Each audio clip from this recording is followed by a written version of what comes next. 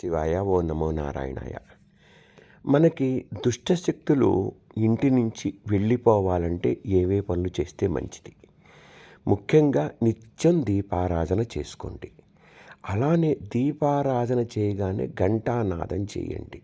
అంటే గంటను ఎక్కువగా మోగించండి.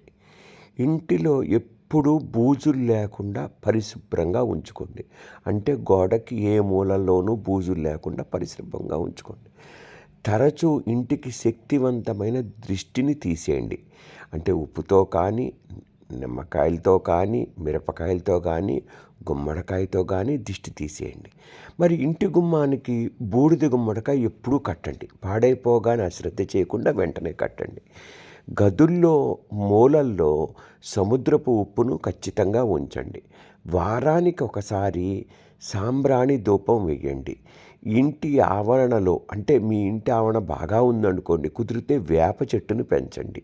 ఈశాన్య మూల కానీ తూర్పున కానీ తులసి కోటని ఖచ్చితంగా ఉంచండి. ఇవి గనక చేస్తే వీలైనంత వరకు మీ ఇంటికి దుష్టశక్తులు రాకుండా ఉండగలవు.